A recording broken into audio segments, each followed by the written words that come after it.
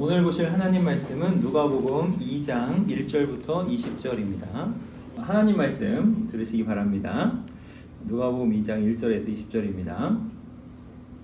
그때에 가이사 아구스도가 영을 내려 천하로 다 호적하라 하였으니 이 호적은 구레뇨가 수리아 총독이 되었을 때에 처음 한 것이라.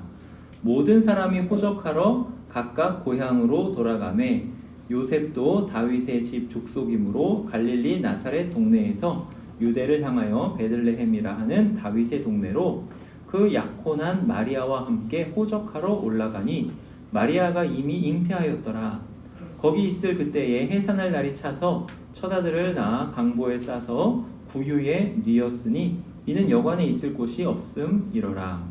그 지역의 목자들이 밤에 밖에서 자기 양떼를 지키더니 주의 사자가 곁에 서고 주의 영광이 그들을 두루 비추매 크게 무서워하는지라. 천사가 이르되 무서워하지 말라. 보라, 내가 온 백성에게 미칠 큰 기쁨의 좋은 소식을 너희에게 전하노라. 오늘 다윗의 동네에 너희를 위하여 구주가 나셨으니 곧 그리스도 주시니라. 너희가 가서 강보에 쌓여 구유에 뉘어 있는 아기를 보리니 이것이 너희에게 표적이니라 하더니 호련히 수많은 천군이 그 천사와 함께 하나님을 찬송하여 이르되 지극히 높은 곳에서는 하나님께 영광이요 땅에서는 하나님이 기뻐하신 사람들 중에 평화로다 하니라. 천사들이 떠나 하늘로 올라가니 목자가 서로 말하되 이제 베들레헴으로 가서 주께서 우리에게 알리신 바 이 이루어진 일을 보자 하고 빨리 가서 마리아와 요셉과 구유에 누인 아기를 찾아서 보고 천사가 자기들에게 이 아기에 대하여 말한 것을 전하니 듣는 자가 다 목자들이 그들에게 말한 것들을 놀랍게 여기되 마리아는 이 모든 말을 마음에 새기어 생각하니라. 목자들은 자기들에게 이르던 바와 같이 듣고 본 그 모든 것으로 인하여 하나님께 영광을 돌리고 찬송하며 돌아가니라. 아멘. 여러분, 내일은 성탄절입니다. 잘 오셨어요. 성탄절에는 교회를 와야 되는 겁니다.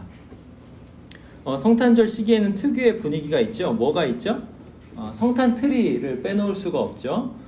부대에도 혹시 성탄 트리 해놓습니까? 부대에는 없어요? 방에 조그맣게 해놓는 거 있습니까? 그렇게는 할 수 있어요? 예. 성탄 트리를 빼놓을 수가 없어요. 그 다음에 또 뭐가 있냐면 캐롤이 있죠. 연말에 카페에 가면은 캐롤을 배경음악으로 틀어줍니다. 여러분, 참 반가운 신도여 이거 찬송가인 줄 몰랐죠? 캐롤에 계속 나오거든요. 이 음악이 배경음악으로 카페에서 캐롤인데 찬송가입니다. 또 그 다음에 뭐가 있을까요? 케이크 있죠. 성탄절에는 케이크 파는 가게에서는 대목이에요. 케이크 굉장히 잘 팔려요. 여러분, 예수님 믿는 사람들은 케이크에다 초를 꽂고 예수님 생신을 축하드리는 거예요. 근데 안 믿는 사람들은 뭘 축하하는지 잘 모르겠습니다. 그래도 다들 케이크를 사갑니다. 여러분, 이것들을 잘 생각해 보세요. 모든 것 중에서 모든 일들, 일어나는 일들 중에서 우연은 없습니다. 우연은 없어요. 여러분이 만약에가 아니고 여러분이 나중에 심판대 앞에 섰다고 생각해 보세요. 심판대 앞에 섰습니다. 심판대 앞에 딱 갔더니 제 말대로, 제가 전한 말씀대로 예수님이 심판하고 계시는 거예요. 만왕의 왕으로 심판주로 심판하고 계십니다. 그리고 진짜 예수님이 하나님이신 거예요. 여러분이 그 심판대 앞에 딱 섰어요. 예수님께서 여러분에게 물으십니다. 너는 나 안 믿고 뭐 했냐? 물으시는 거예요. 그러시면서 안 되겠다. 너는 지옥이다. 물론 상상이에요. 지옥이다. 이렇게 심판한다고 생각해 보세요. 근데 여러분이 저 예수님 몰랐습니다. 라고 할 수 있을까요? 만약에 여러분이 저 예수님 몰랐습니다. 그러면 예수님 뭐라 하실까요? 너 성탄절 몰라? 하시겠죠.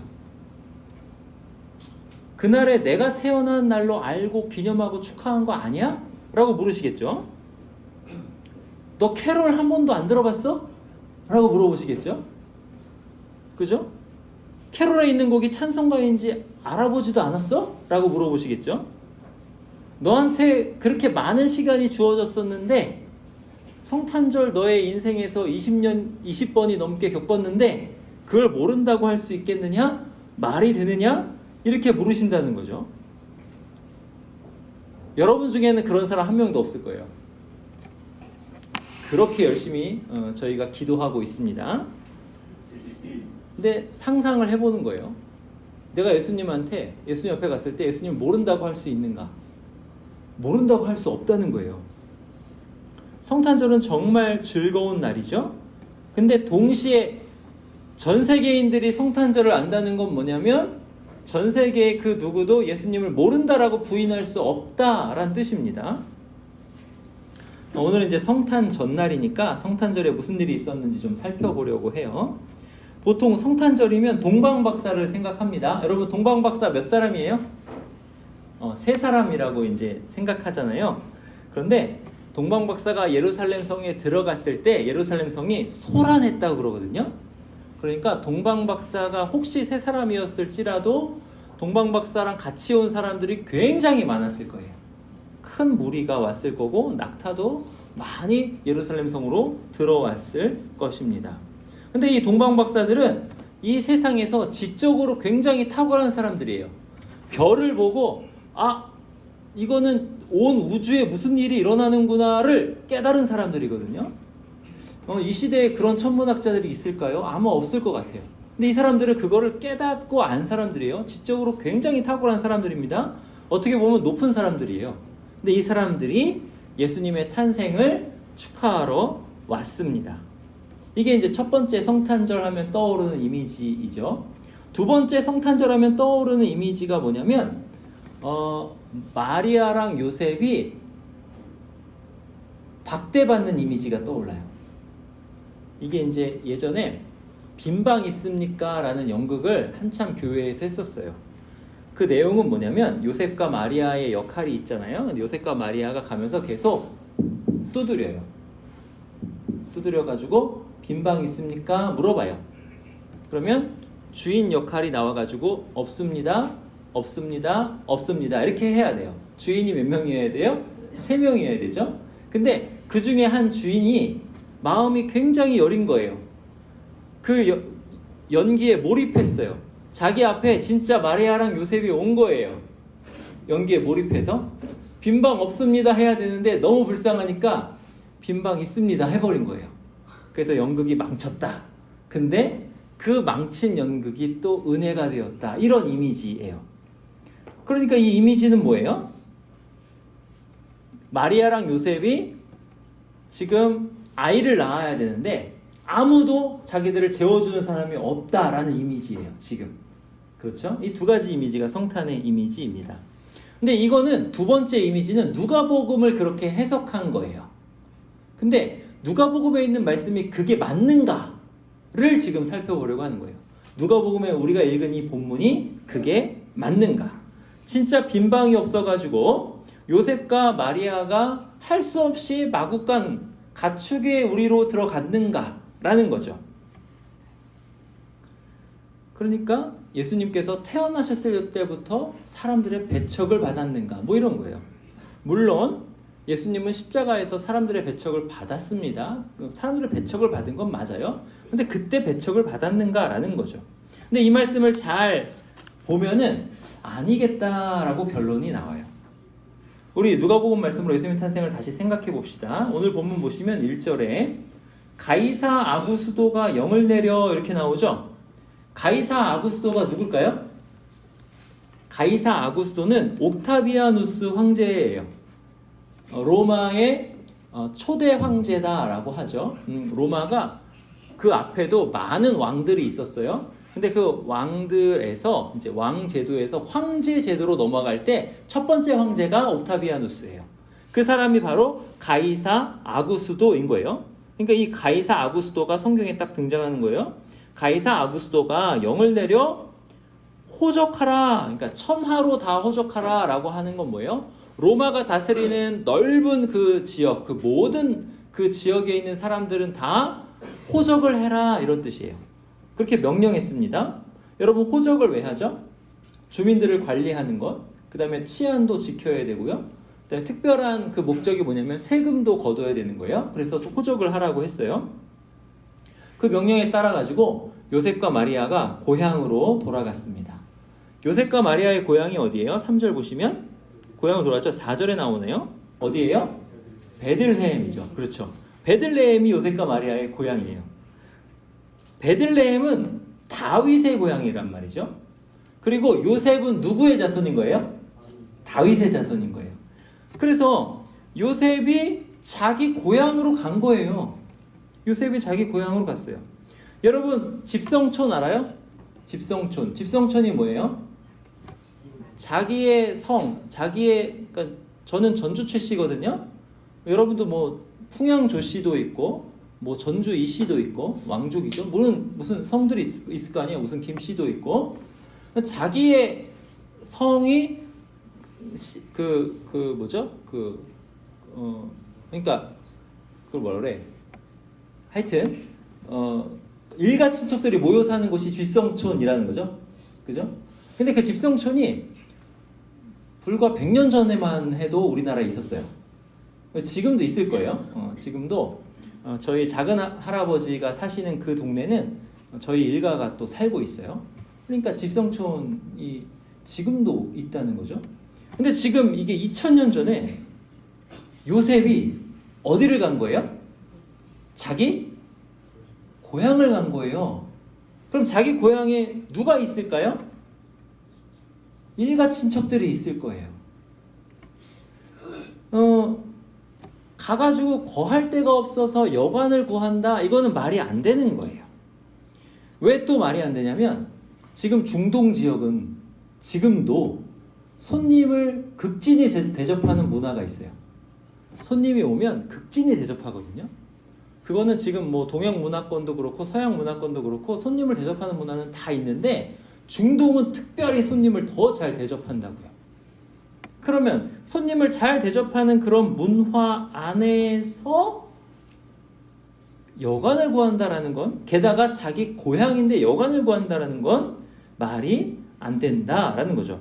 우리 6절 볼까요? 6절 보실 때 거기 있을 그때의 해산할 날이 차서 이렇게 되죠. 그러면 마리아랑 요셉이 거기에 가가지고 얼마 동안 있었는지 모르는 거예요. 그러니까 거기에 가서 있었던 거예요. 며칠을 묵고 있었던 거죠. 그때 해산할 기한이 찼다라는 겁니다. 그러니까 마리아가 아이를 낳을 준비를 철저하게 했을 거라는 거죠. 근데 이제 논란이 되는 게 7절이에요. 7절 보세요. 7절에 이렇게 나오죠. 첫 아들을 낳아서 강보로 싸서 구유에 뉘었다. 이는 왜냐하면 이는 여관에 있을 곳이 없었기 때문이다. 이렇게 나와요. 강보는 뭐냐면 아이를 쌓는 보자기 같은 거예요. 우리는 뭘 입혀요? 아이가 나면 베넷 저고리를 입히죠. 그런 거예요. 지금도 신생아가 태어나면 애가 이렇게 움직이면은 잘 못 자니까 보자기로 싸거든요. 애를 꽁꽁 싸요, 원래. 그렇게 싸요. 여기도 그렇게 쌌어요. 강보에 싸서 구유에 뉘었어요. 근데 왜냐? 여관에 있을 곳이 없어서 라고 한다는 거죠. 근데 이거는 당시 가옥의 구조를 잘 보면은 이해가 돼요. 이 말은 여관을 뜻하는 말이 아니에요. 당시 가옥은 어떻게 되어 있냐면 이렇게 만약에 가옥이 되어 있으면 사람 사는 곳을 들어가려면 가축이 있는 곳을 지나가야 됐어요. 그래서 이렇게 문을 딱 열잖아요. 그러면 당시 가옥에 문을 열면 뭐가 있는 거예요? 가축이 있는 거예요. 양이나 염소나 이런 가축이 있는 거예요. 그리고 그 가축이 있고 그 가축에게 먹이를 주는 구유가 있는 공간이 있어요. 그리고 그 공간에서 계단이 이렇게 있고 계단을 올라가면 사람이 거하는 침실이 있는 거예요. 이게 당시 가옥의 구조입니다. 그리고 그 사람이 거하는 그 침실을 가리켜서 카탈리마라고 했는데 그게 바로 여기서 여관이라고 번역이 된 거예요. 그러니까 사람이 거할 수 있는 침실의 공간이 없었다는 거죠. 왜 그랬을까요? 천하로 호적하라 그랬으니까. 그랬으니까 집집마다 손님으로 넘치는 거예요. 그래서 다 거기 가가지고 묵고 있는 거예요. 거기서 다 묵고 있으니까 거기에 사람이 꽉 차 있어요. 사람이 꽉 차 있는 곳에 신생아를 두면 돼요? 안 돼요? 안 되죠. 왜요? 위험하죠. 그러니까 사람이 꽉 차 있는 곳에 두면 안 되니까 거기에 두지 않고 사람이 있지 않은 구유에다가 안전하게 둔 것입니다. 가옥의 구조가 그렇게 된 건 뭐냐면 추운 겨울에 아래에 가축들이 있으면 따뜻해요, 집이. 그렇게 해서 그렇게 가옥의 구조를 짜 놓은 것입니다. 그렇게 살았어요, 옛날 사람들은. 그러니까 이 카탈리마라는 건 뭐냐면 여관이라기보다는 객실, 침실이라고 보는 게 맞아요. 그러니까 이런 상황에서 마리아가 아이를 낳았죠. 지금은 병원에서 아이를 낳지만 얼마 전까지만 해도 아이를 낳으면 누가 있었어요? 할머니, 그죠? 할머니, 아이를 받아주는 할머니가 있었단 말이에요. 여자들이 아이를 낳는데 같이 도와줬어요. 생각해보세요. 아이를 낳을 때 요셉 혼자 탯줄 자르고 씻기고 따뜻한 물 받아서 산모를 이렇게 해주고 남자가 됩니까 이게? 못해요. 안 돼요.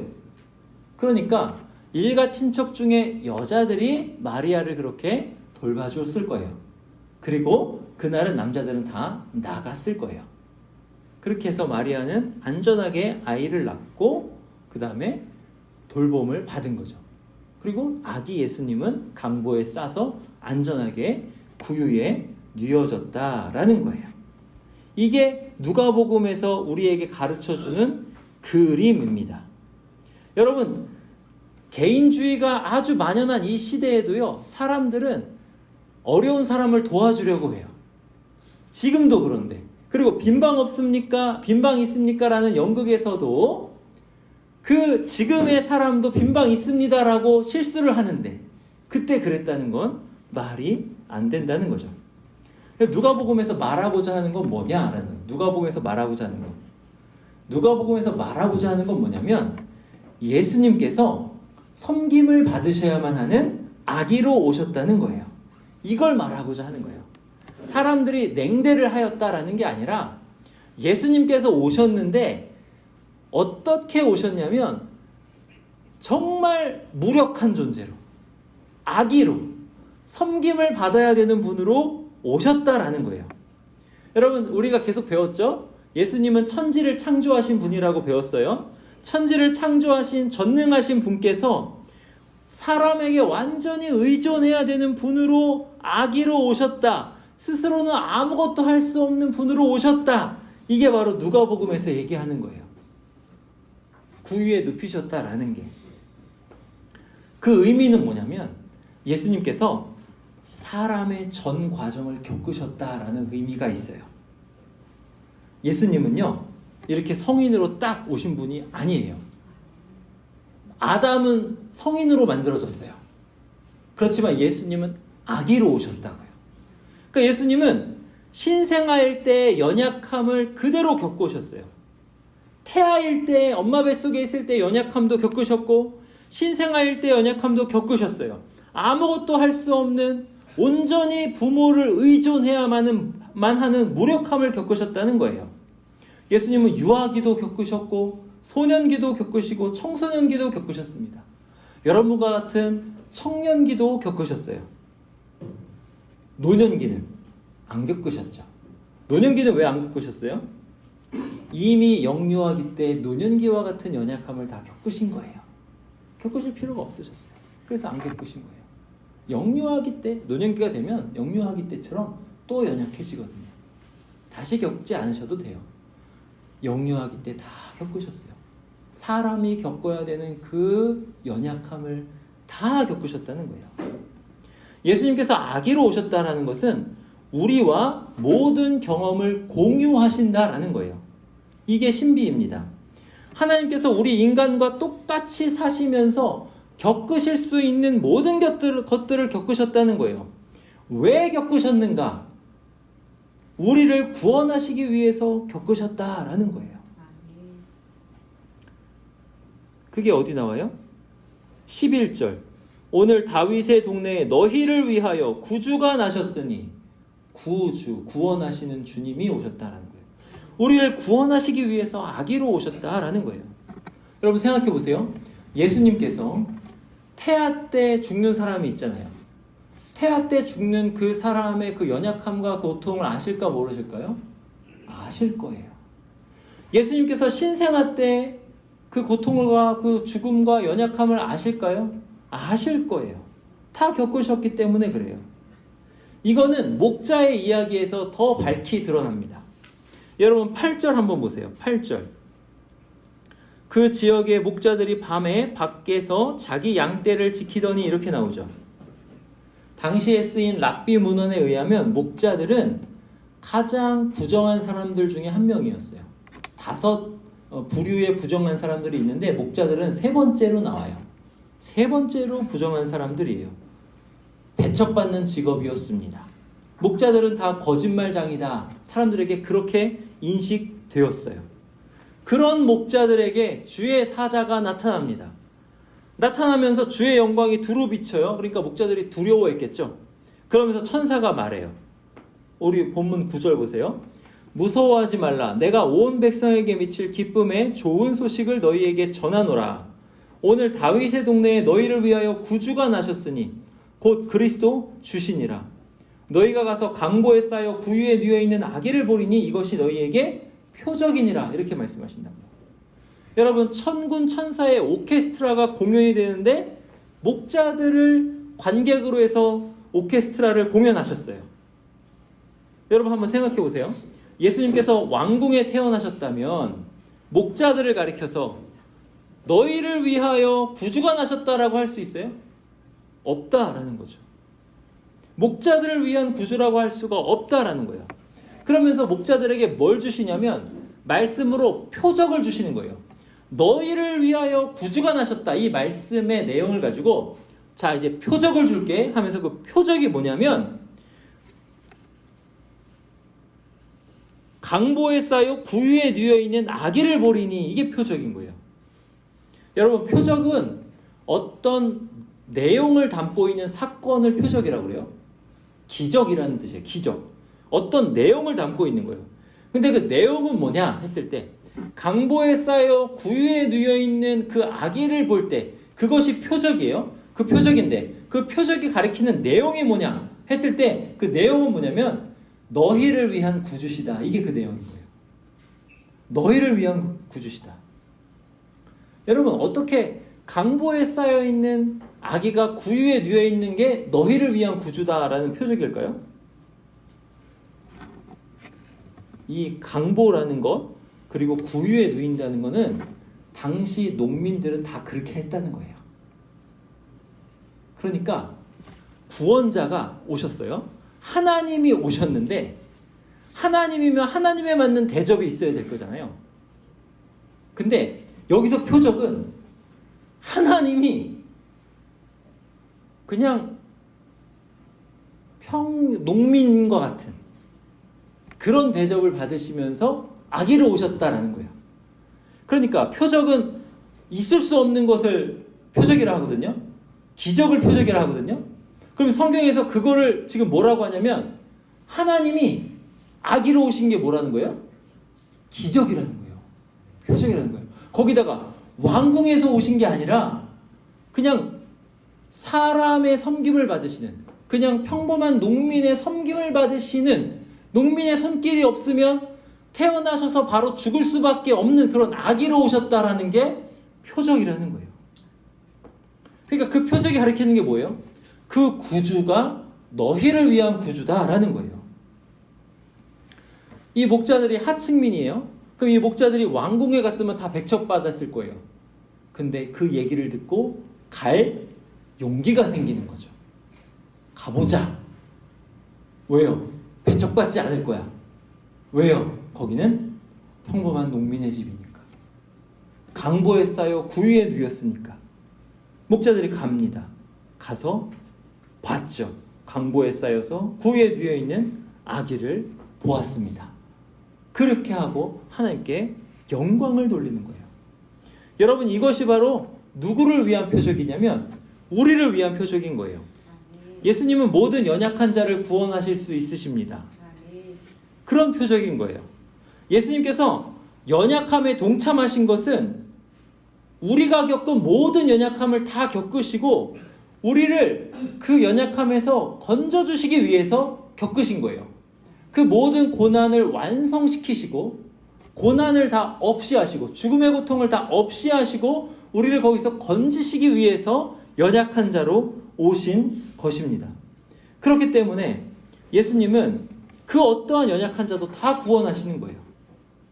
목자도 구원하시는 거예요. 사회의 가장 하층민도 구원하시는 거예요. 게다가 예물을 드릴 수 있고 지식에 뛰어난 동방박사도 구원하시는 거예요. 저 아래에서부터 저 위까지 다 구원하시는 거예요. 굉장히 평범한 사람들, 연약하고 못난 사람들, 어리석고 무지한 사람들, 부정한 사람들까지 다 구원하십니다. 이것이 예수님께서 태어나신 사건의 의미입니다. 여러분, 세상은 못난 사람, 약한 사람, 어리석은 사람, 부정한 사람 무시하죠. 같이 있고 싶어 하지 않습니다. 자기계발서에 그런 얘기가 있어요. 네가 지금 사귀고 있는 5사람을 바꾸라고. 그 5사람을 너보다 나은 사람으로 바꾸라는 소리예요. 그러면 너도 바뀐다. 더 높은 사람으로, 더 좋은 사람으로 바뀐다라는 거예요.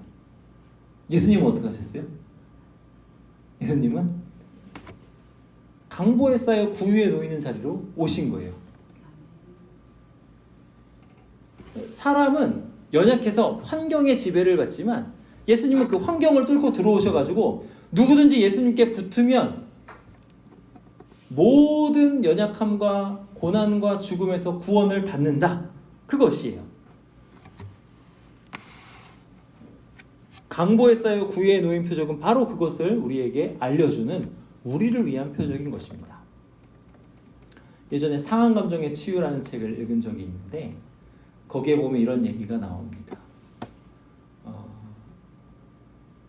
전신마비가 됐어요. 사고를 당해서 전신마비가 돼서 너무 고통스러워요. 너무 고통스러운 지경에 하나님을 원망하는 거죠. 하나님, 제가 왜 이렇게 됐습니까? 원망하는 거예요. 하나님, 제 고통 아십니까? 원망하는 거죠. 근데 그때 어떤 형상이 떠오르냐면 예수님께서 십자가에 딱 달려 계시면서 손이고 발이고 그 어디도 움직일 수 없는 그 예수님의 마음이 떠오르는 거예요. 자기가 전신마비라서 이 전신마비의 고통은 자기만 겪은 건 줄 알았는데 보니까 예수님이 십자가에서 그 누구보다 그 무엇보다 전신마비의 고통을 가장 심하게 겪으신 거예요. 그게 떠오른 거예요. 그러면서 예수님께서 말씀하시는 거죠. 내가 너의 고통을 안다. 내가 너의 연약함을 안다. 라고 말씀하시는 거죠. 강보에 쌓여 구유에 누워있는 아기가 누구라고요? 우리를 구원하실 하나님이신 예수 그리스도시라고요. 이게 우리에게 표적입니다. 여러분 중에 그 어떠한 연약함으로 고통받는 친구가 있을 수도 있어요. 나 같은 것도 하나님께서 구원해 주실까라고 생각하는 친구가 있을 수도 있어요.